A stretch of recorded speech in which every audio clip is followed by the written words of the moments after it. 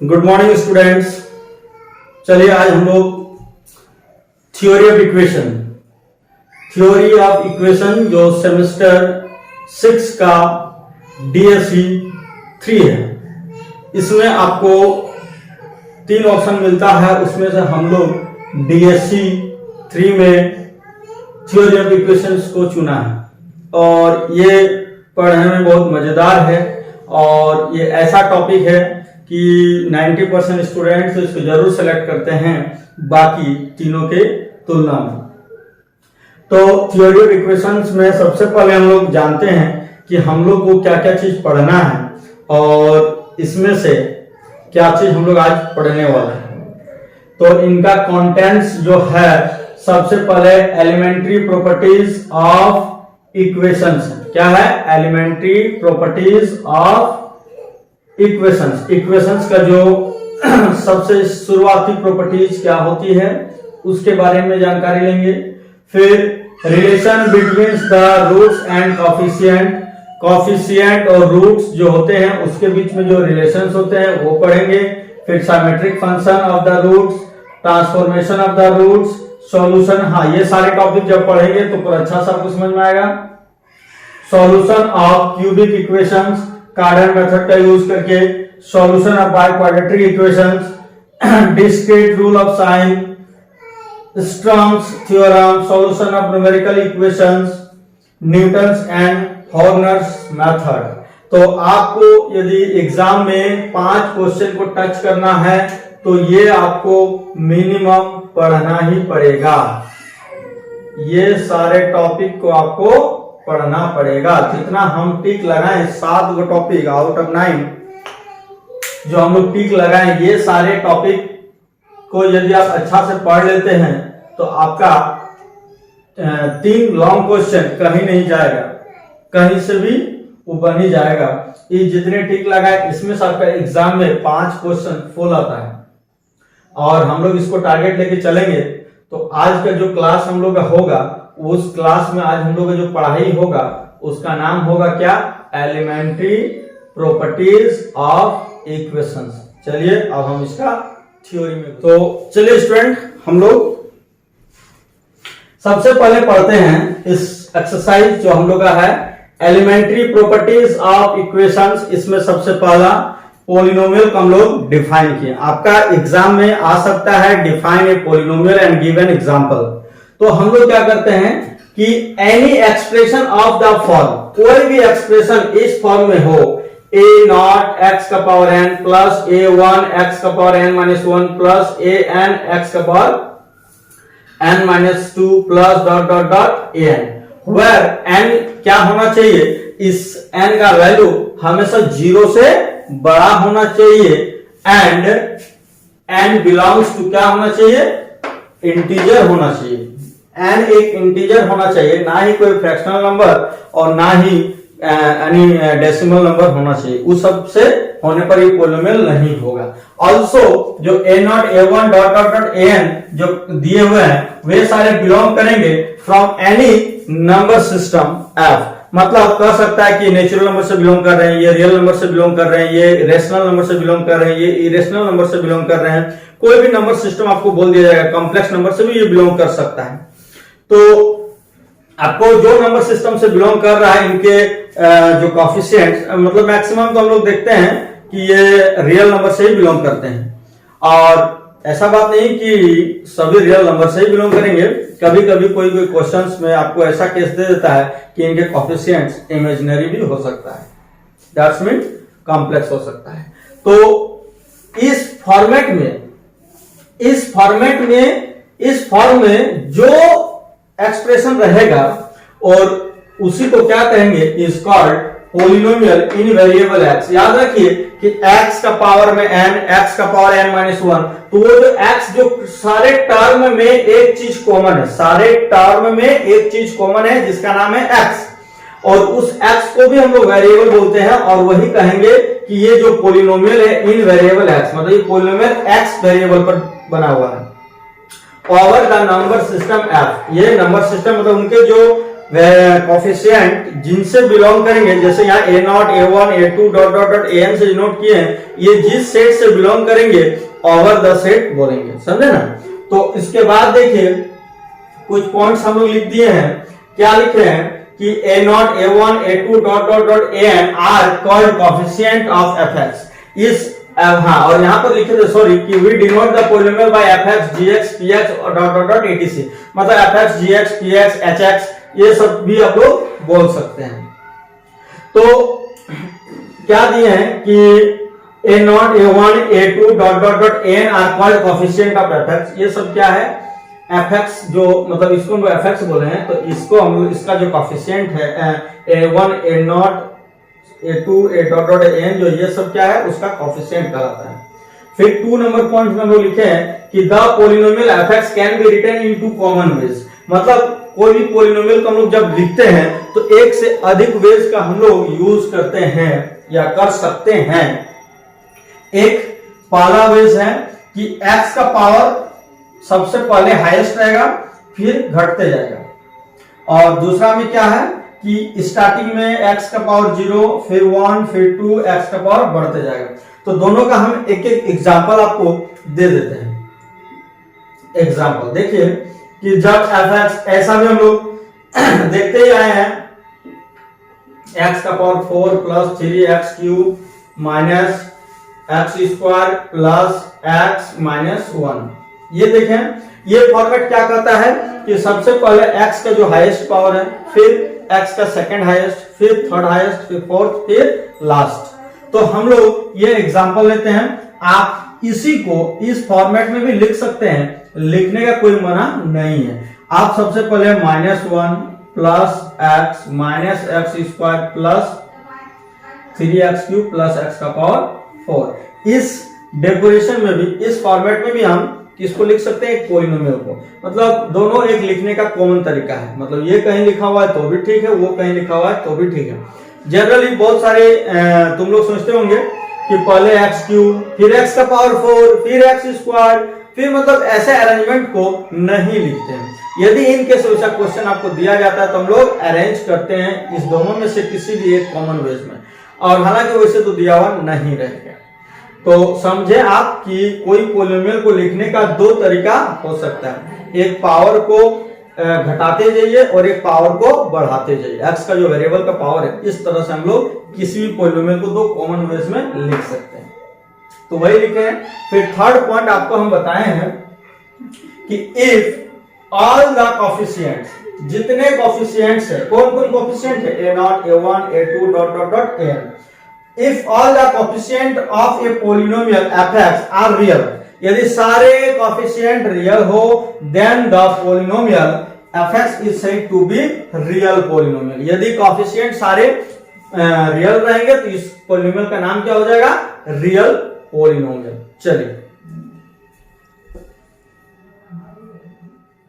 चलिए जैसे हम लोग अभी क्या किए, पॉलिनोमियल को डिफाइन किए। तो पॉलिनोमियल समझ में आ गया, पॉलिनोमियल का कोफिशिएंट समझ में आ गया। एग्जाम में आपको बोल भी सकता है कि define the coefficient of polynomial, तो आप पॉलिनोमियल को पहले डिफाइन कीजिएगा, फिर वहीं पर छोटा सा एक लाइन देके आप उसका कोफिशिएंट के बारे में डिस्कस कर दीजिएगा। रियल पॉलिनोमियल क्या है, पॉलिनोमियल को लिखने का 2 कॉमन वेज क्या है, ये सारी बातें हम लोग चर्चा की।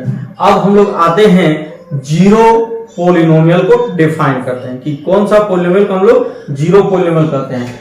एक polynomial fx all of whose coefficients are 0, और जिनका सभी कोफिशिएंट आपका क्या होगा, कोफिशिएंट तो आप ऑलरेडी जानते हैं जो हम लोग लिखे थे A0, A1, A2, A3 dot dot dot AN, ये सारे कोफिशिएंट थे। और ये आपने कहा किस जगह पे रखे हुए थे, वे सारी जगह पे। अब वो सब ना होके सभी जगह 0 आ जाएंगे तो वो पॉलिनोमियल का नाम पड़ जाएगा जीरो पॉलिनोमियल। तो वही डेफिनेशन को हम लोग लिखे हुए हैं, a polynomial fx all of whose coefficients are 0 is called zero polynomial and all other polynomials are called non-zero polynomial। और जो जीरो पॉलिनोमियल नहीं है, जिसका कोफिशिएंट सभी 0 नहीं है, वो पॉलिनोमियल जीरो पॉलिनोमियल न कहा के वो क्या कहलाएगा, नॉन जीरो पॉलिनोमियल कहलाएगा। क्या कहलाएगा, नॉन जीरो पॉलिनोमियल कहलाएगा।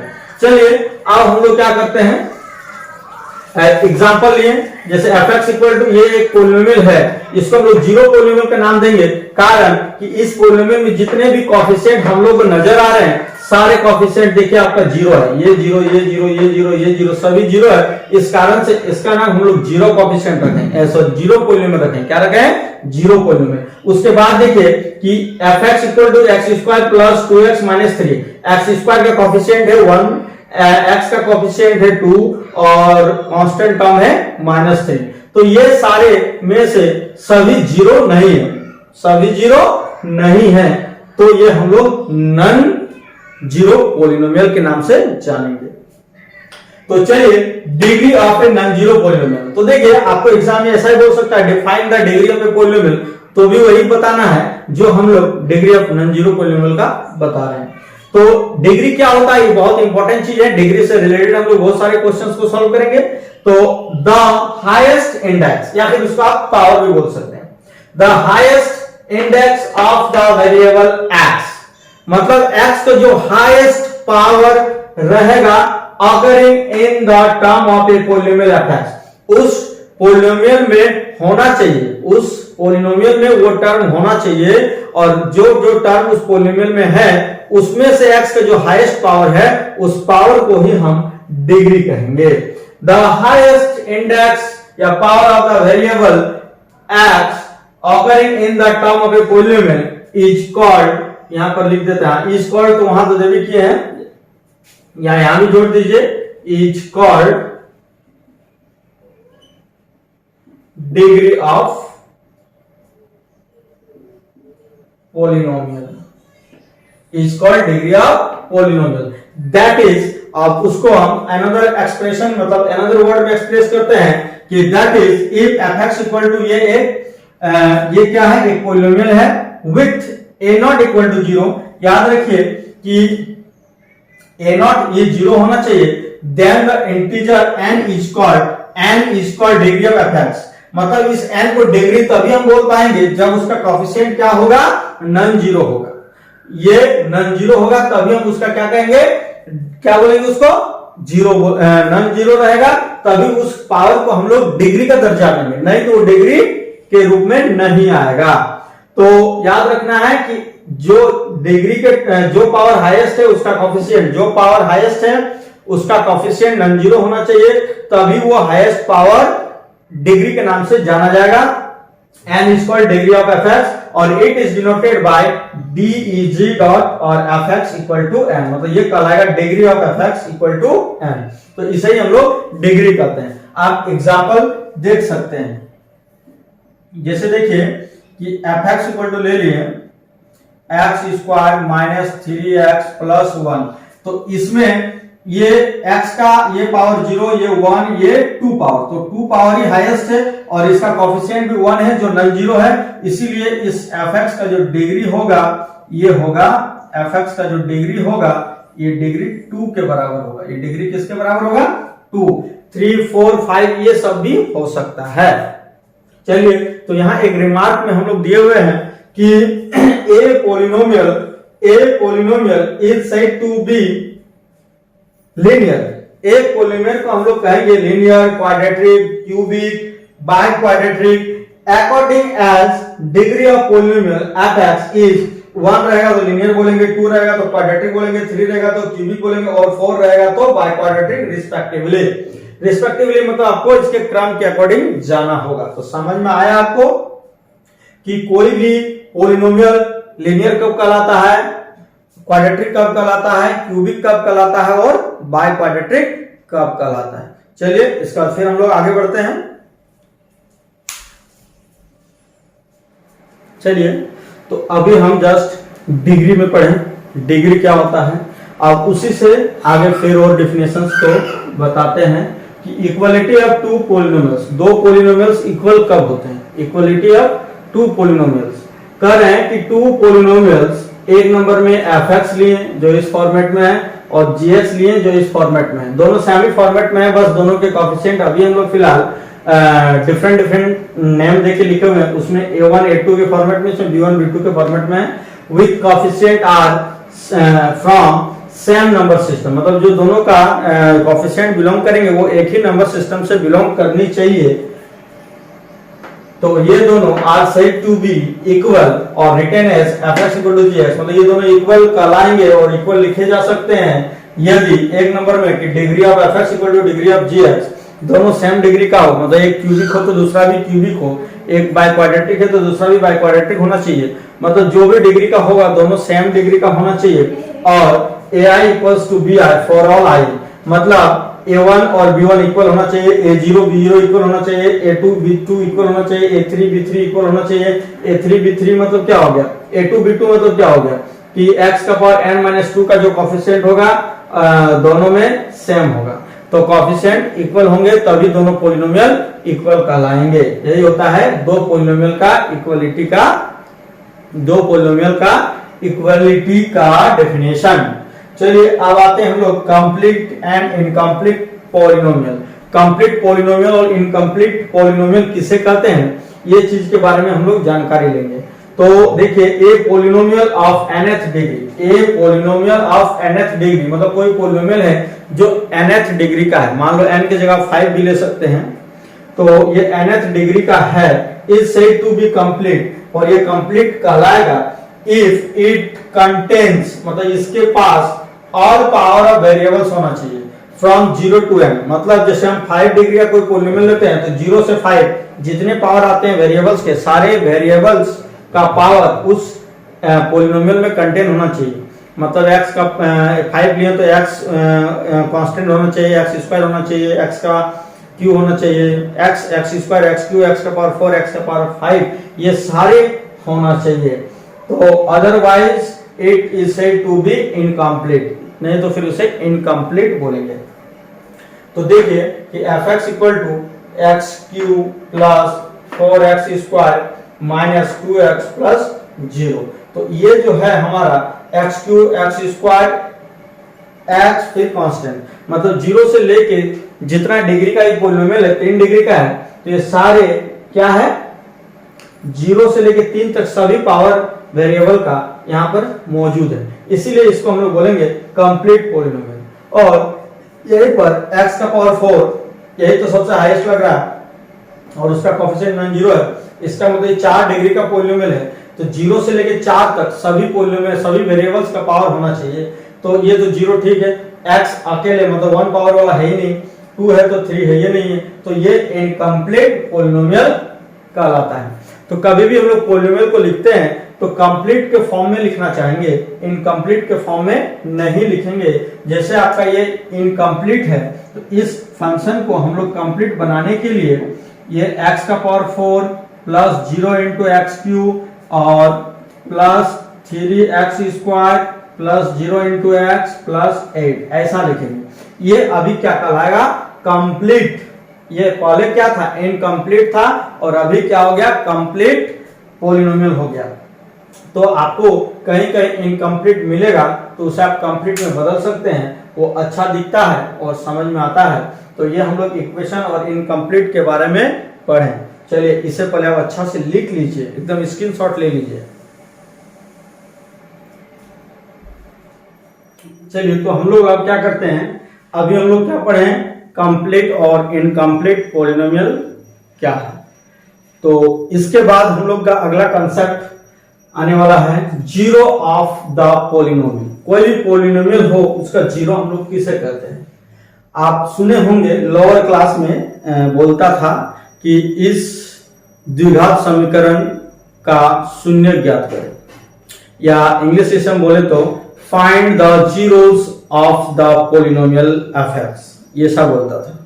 तो इसको हम लोग क्या कहते हैं कि a number alpha is called a zero, of polynomial is called a zero of polynomial fx। ये एक जीरो कहलाता है पॉलिनोमियल fx का if and only if f alpha equal to zero, मतलब इस x के जगह हम लोग अल्फा को यदि रखते हैं तो उसका जो वैल्यू आना चाहिए वो जीरो आना चाहिए। यदि वो जीरो वैल्यू देता है तो उस अल्फा को हम लोग क्या कहेंगे जीरो ऑफ द पॉलिनोमियल बोलेंगे। जैसे एग्जांपल में आप देख सकते हैं आप एग्जाम्पल में देख सकते हैं। देखिए एग्जाम्पल हम लोग लेते हैं कि f(x) एक फंक्शन है जिसमें x² है -5x है +6 है। तो हम लोग इसमें क्या करते हैं कि पुट करते हैं x = 2। तो यहां पर हम लोग लिखते हैं पुट x = 2, देन आप बोलोगे सर 2 कैसे पता चला? 2 हम इन्वेस्टिगेट किए, खोज किए। देन f2 का वैल्यू हम लोग को निकालना है 2² - 5 × 2 + 6, फाइनली 4 - 10 + 6 = 0। तो देखिए f2 का वैल्यू 0 आया, तो हम लोग कहेंगे 2 is a 0 of the polynomial इतना। तो therefore हम लोग यहां पर क्या कहेंगे? 2 is a 0 of the polynomial इतना। ये लिख लोगे तुम लोग। चलिए अब हम लोग अगला डेफिनेशन है पॉलिनोमियल इक्वेशन क्या है। देखो पॉलिनोमियल और पॉलिनोमियल इक्वेशन दोनों में डिफरेंस है। ऐसा बात नहीं कि पॉलिनोमियल और पॉलिनोमियल इक्वेशन सेम है, ऐसा कभी भी भ्रम नहीं पालिएगा। तो हम लोग पता लगाते हैं कि पॉलिनोमियल इक्वेशन क्या है कि if f(x) is a polynomial, यदि f(x) एक पॉलिनोमियल है, then f(x) = 0 is called polynomial equations. जब कोई पॉलिनोमियल को 0 के इक्वेट में, जब किसी पॉलिनोमियल को 0 के इक्वल करते हैं तो वो पॉलिनोमियल नहीं बल्कि पॉलिनोमियल इक्वेशन बन जाता है।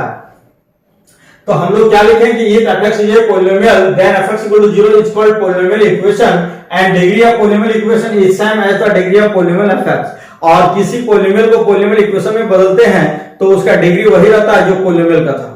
समझे? तो आपको हम बता दें कि पॉलिनोमियल और पॉलिनोमियल इक्वेशन क्या है। जैसे देखिए हम यहां पर लिखते हैं एक नंबर पे कि x³ + 3x + 5। कोई हमसे पूछेगा ये क्या है, तो हम जवाब देंगे ये एक पॉलिनोमियल है। ये क्या है? एक पॉलिनोमियल है। और यदि हमसे कोई पूछेगा कि x³ + 3x + 5 = 0 ये क्या है, तो बेहिचक हम इसे पॉलिनोमियल इक्वेशन बोलेंगे। क्या बोलेंगे? पॉलिनोमियल इक्वेशन बोलेंगे। तो आपको पता चला पॉलिनोमियल क्या है और पॉलिनोमियल इक्वेशन क्या है। तो कभी भ्रम नहीं पालिएगा कि पॉलिनोमियल और पॉलिनोमियल इक्वेशन क्या है, दोनों अलग अलग चीज है। जैसे हम लोग किसी पॉलिनोमियल का 0 निकालते हैं, जीरोस ऑफ द पॉलिनोमियल, उसी तरह रूट्स ऑफ द इक्वेशन सबको निकालने बोलता है। याद रखिए कि जीरोस जो बोला जाता है वो किसमें बोला जाता है?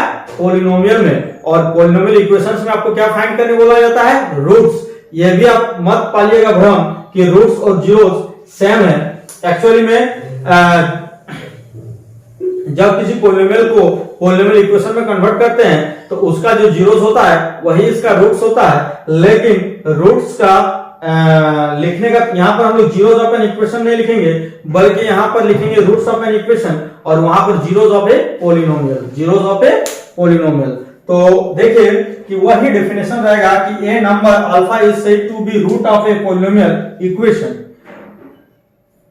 f(x) = 0। ये पॉलिनोमियल इक्वेशन है, इसका रूट हम अल्फा को तभी बोलेंगे if and only if alpha = 0, that is alpha satisfy the polynomial equation इतना। यदि अल्फा उस पॉलिनोमियल इक्वेशन को सैटिस्फाई करता है, सैटिस्फाई करना मतलब ही ये मिलना, यदि ये मिल जाए या फिर सैटिस्फाई करें, दोनों एक ही वर्ड है, मतलब वो मैथमेटिकली एक्सप्रेस है और ये हम लोग इंग्लिश में सेंटेंस वाइज हम इसको एक्सप्रेस किए हुए हैं। तो f अल्फा का वैल्यू 0 मिल गया, समझ जाना कि अल्फा को हम लोग क्या बोलेंगे? रूट ऑफ द पॉलिनोमियल बोलेंगे। समझ में आया? तो ये आपका हो गया। एग्जाम में ये सारे डेफिनेशंस ऑब्जेक्टिव टाइप्स में आ सकते हैं, इसीलिए इसको ध्यान से पढ़िएगा, समझिएगा और एग्जाम में लिखिएगा। इसको ध्यान से लिख लीजिए, आप स्क्रीनशॉट कर लीजिए। चलिए, थैंक यू। चलिए, तो जैसे हम लोग अभी पॉलिनोमियल इक्वेशन, पॉलिनोमियल का रूट्स, जीरोस ऑफ पॉलिनोमियल ये सब पढ़े, तो उसके बाद हम लोग आते हैं एक डिवीजन एल्गोरिथम के बारे में जानकारी लेते हैं, क्योंकि कहीं हम लिखेंगे फ्रॉम डिवीजन एल्गोरिथम, तो आपको पता होना चाहिए कि डिवीजन एल्गोरिथम क्या कहता है और है क्या। इसको जानकारी लीजिएगा। तो बहुत जगह हम आगे यूज करने वाले हैं फ्रॉम डिवीजन एल्गोरिथम, तो आपको पता होना चाहिए कि कहां से और क्या चीज के बारे में सर बोल रहे हैं और समझना पड़ेगा आपको। तो डिवीजन एल्गोरिथम का सबसे पहला स्टेटमेंट जो है कह रहा है कि इफ यदि fx and gx are two any non zero polynomial, यदि दोनों कोई भी नॉन जीरो पॉलिनोमियल लेते हैं, then there exist unique polynomial qx and rx, तब यहां पर एक unique polynomial qx and rx होगा सच दैट fx को हम लोग इस तरह से लिख सकते हैं। आपको हम बता दें, जैसे हम लोग नंबर थ्योरी में 15 को जैसे हम लोग डिवाइड देना चाहते हैं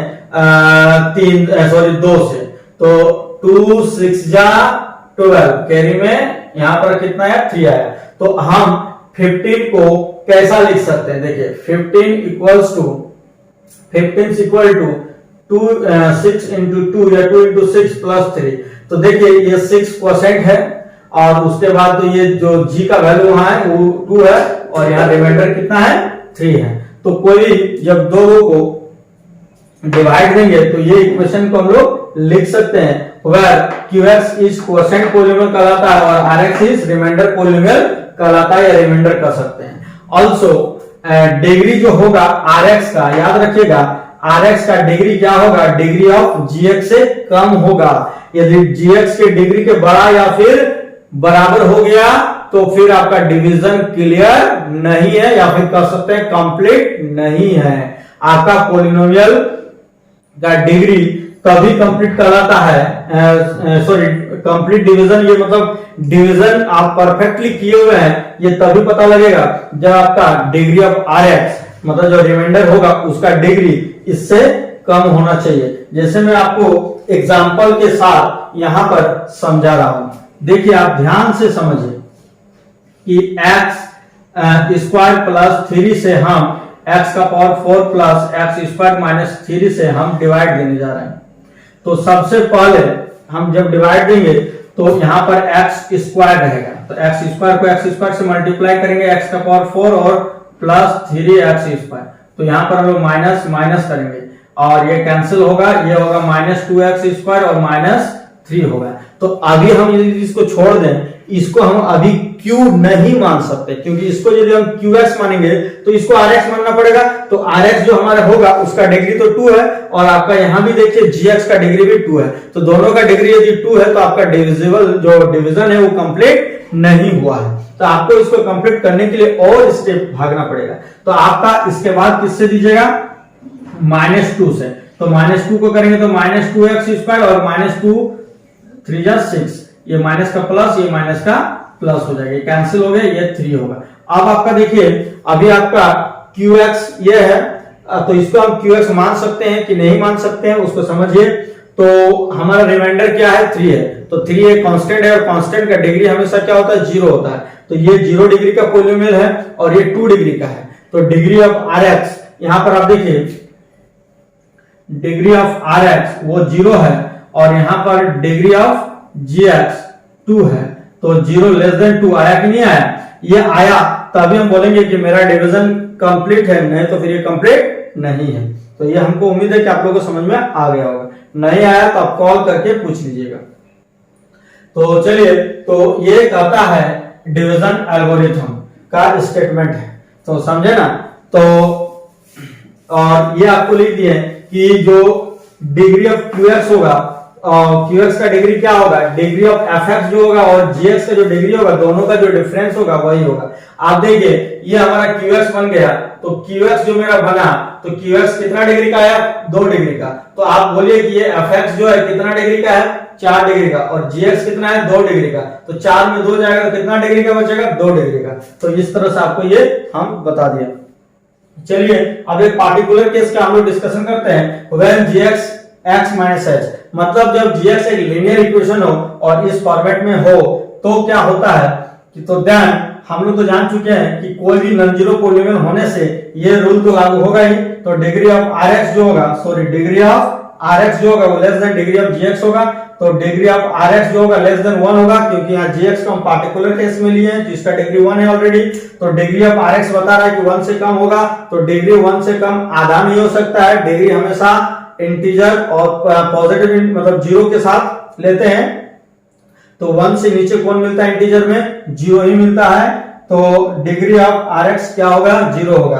तो either degree of r x zero होगा या तो फिर आर एक्स खुद जीरो होगा, क्योंकि जीरो भी एक कांस्टेंट है और जीरो को हम लोग क्या कहते हैं, जीरो को ही हम लोग कहते हैं जीरो डिग्री का पॉलिनोमियल, जीरो पॉलिनोमियल बोलते हैं। तो यहाँ पर हम लोग हो गया डिग्री ऑफ आर एक्स जो होगा जीरो होगा या तो फिर आर एक्स खुद जीरो होगा।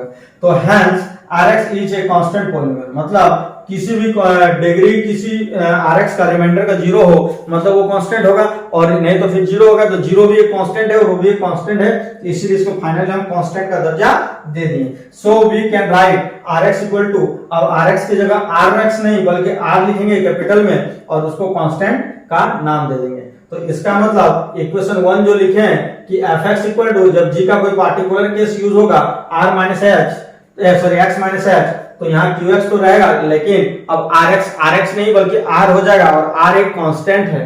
तो और जहां हम लिख देंगे डिग्री ऑफ क्यू एक्स जो होगा सेम लिखेंगे degree of f x minus degree of g, g x का डिग्री तो 1 था और आर एक कांस्टेंट है। तो यही है डिवीजन एल्गोरिथम। इसके बाद हम लोग पढ़ेंगे रिमाइंडर थ्योरम, तो इसको पहले आप अच्छा से लिख लीजिए। तो चलिए, जैसे हम लोग अभी डिवीजन एल्गोरिथम के बारे में डिस्कशन किए, तो डिवीजन एल्गोरिथम का यूज करके हम लोग एक और थ्योरम का प्रूव करेंगे जिसका नाम है रिमाइंडर थ्योरम। क्या नाम है? Remainder theorem. तो रिमाइंडर थ्योरम का क्या स्टेटमेंट है उससे पहले सुनिए और समझिए, और इसका यूज कहां पर करेंगे वो भी आपको बताएंगे। तो एक पॉलिनोमियल एफ, यदि एक polynomial F is divided bye x minus H, यदि कोई पॉलिनोमियल एफ से उसको डिवाइड करने हम लोग जा रहे हैं x माइनस एच से, then the remainder is equal to f h. तो हम यदि इस फंक्शन में x की जगह h रख दें तो वो हमारा रिमाइंडर को बताएगा। किसको बताएगा? रिमाइंडर को। तो इसको हम लोग प्रूव करते हैं। तो देखिए प्रूफ में है कि बाय डिवीजन एल्गोरिथम, तो division algorithm for the polynomial इतना इतना, इस दोनों पॉलिनोमियल, इसको एफ इसको gx मानेंगे। याद रखना कि जो डिवीजन एल्गोरिथम में हम लोग पहले fx माने थे फिर gx माने थे, तो ये fx है और ये gx है। तो वी हैव, तो हम लोग ये पढ़े थे जो पार्टिकुलर केस में था, तो fx equal to x minus h रहेगा इस तरह का, और qx रहेगा तब वहां पर rx नहीं बल्कि r रहेगा, और r एक कांस्टेंट है। r क्या है? कांस्टेंट है। तो where rx is quotient, sorry where qx को हम लोग क्या है? यहाँ क्वोशेंट है और r एक रिमाइंडर है, r को यहाँ रिमाइंडर, और हमको दिखाना है कि r ही इक्वल होगा किसका? fh का।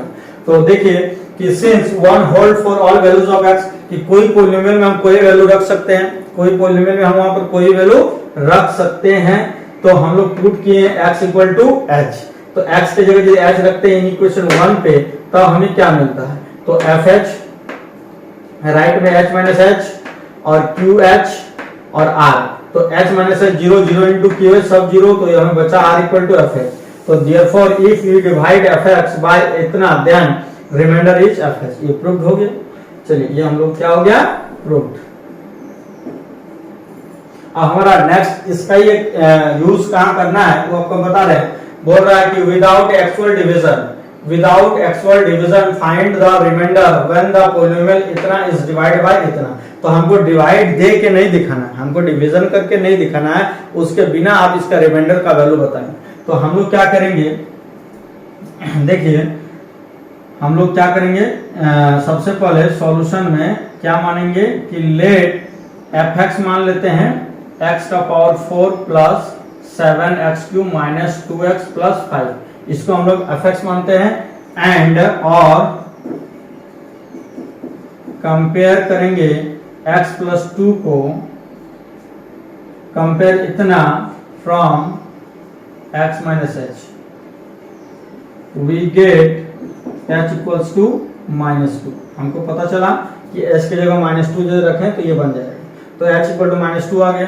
तो देयरफॉर r जो है वो किसके इक्वल होगा? fh। फाइनली fh मतलब f-2, तो f-2 जो होगा तो f-2 कैसे निकलेंगे? तो fx तो दिया हुआ तो यहाँ -2 रखेंगे, तो -2 का होल पावर 4 प्लस 7 इंटू -2 का क्यूब और -2 और प्लस 5, फाइनली 2 -2 का पावर 4 मतलब हो गया 16, ये हो गया 8 7 जा 56, माइनस में आएगा माइनस में प्लस 4 और प्लस 5, तो 16 4 20 25 और इतना -31, ये आपका हो गया रिमाइंडर। तो आपको पता चला कि रिमाइंडर थ्योरम का यूज कहाँ करना है कि कोई पॉलिनोमियल को किसी लीनियर पॉलिनोमियल से डिवाइड करेंगे तो उसका रिमाइंडर को हम लोग बिना डिवीजन दिए ही हम उसे बता सकते हैं। चलिए इसको लिखिए।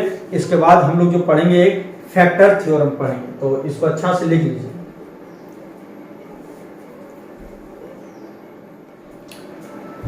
चलिए तो हम लोग अब आते हैं फैक्टर थ्योरम।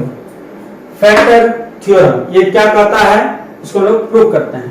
तो if h is a root of the polynomial equation, इतना मतलब fx इक्वल टू 0 एक पॉलिनोमियल इक्वेशन है और इसका रूट यदि h है, देन x माइनस h, यदि 2 उसका, सोच के देखिए, यदि 2 उसका रूट होगा तो 2 x minus 2 is factor of fx होगा। सो इस factor of fx equals to, हाँ इसी पॉलिनोमियल का वो फैक्टर होगा। एंड कन्वर्सली, कन्वर्सली मतलब इसका उल्टा भी सही होगा। तो चलिए हम लोग इसको प्रूव करते हैं। तो यूजिंग डिवीजन एल्गोरिथम जो पढ़े हम लोग, using division algorithm for fx and x minus h we get ये हम लोग को कहता है डिवीजन एल्गोरिथम। चलिए अब हम लोग क्या करते हैं कि वेयर qx को बता दिए कि qx क्वोशिएंट है और rx क्या है, रिमाइंडर है। तो पुट कर सकते हैं हम लोग x की जगह h इन इक्वेशन 1। तो जैसे x की जगह h पुट करते हैं तो ये मिलता है और ये मिलता है, तो इतना, और since h is root of इतना, h को हम रूट माने हुए हैं, तो पक्का है कि fh 0 होगा। fh 0 होने पर r 0 होगा और r 0 होगा तो फ्रॉम इक्वेशन 1 वो ये होगा। और ये क्या शो कर रहा है कि x माइनस h एक फैक्टर होगा इसका। समझ में आया? चलिए अब हम लोग इसका कन्वर्सली पार्ट करते हैं। कन्वर्सली क्या कहता है कि we shall prove that, हमको प्रूव करना होगा कि if x minus h is a factor of fx, then h is a root of the fx equal to 0, मतलब इसका वो रूट होगा, ये प्रूव करना फैक्टर होने से। तो हम लोग मानते हैं कि यहाँ की चूंकि x minus h is a factor of fx equal to 0, या सॉरी fx equal to 0 नहीं कीजिए, fx, since इतना ये फैक्टर ऑफ fx, तो therefore x minus h completely divides fx, तो ये उसको क्या करेगा, कंप्लीटली डिवाइड कर देगा। तो दैट इज रिमाइंडर 0 मिलेगा, कंप्लीटली डिवाइड करेगा। तो देयरफॉर बाय डिवीजन एल्गोरिथम, तो डिवीजन एल्गोरिथम क्या कहता है कि रिमाइंडर 0 हो तो वो इस प्रकार हो जाएगा। अब ये इस तरह होगा तो पुट करेंगे x की जगह h, तो वी गेट, हम लोग इसमें पुट करने से क्या मिलता है, fx, और यहाँ यदि h पुट कर रहे हैं हम लोग तो h माइनस h और ये qh हो जाएगा, तो h माइनस h 0 देगा तो टोटल 0 हो जाएगा। तो fh इक्वल टू 0, तो देयरफॉर h क्या होगा, रूट ऑफ द इक्वेशन इतना होगा, hence the prove the theorem. तो ये आप थ्योरम है। और आज के लिए हम लोग इसी वीडियो पर आज हम लोग इसी थ्योरम पर हम लोग लास्ट करते हैं, फिर हम लोग कल इसके आगे हम लोग चर्चा करेंगे। आज हम लोग लेक्चर 1 का वीडियो था और ये हम लोग का रहा एलिमेंट्री प्रॉपर्टीज ऑफ इक्वेशन का, एलिमेंट्री प्रॉपर्टीज ऑफ इक्वेशन का फर्स्ट डे का क्लास। और आप लोग को किस तरह से समझ में आ रहा है, क्या नहीं आ रहा है, ये आप YouTube चैनल का कमेंट बॉक्स पे जरूर दीजिएगा। और यदि आपको अच्छा लग रहा है तो शेयर भी कीजिएगा और थोड़ा YouTube चैनल को आप सब्सक्राइब भी कर दीजिएगा। Thank you.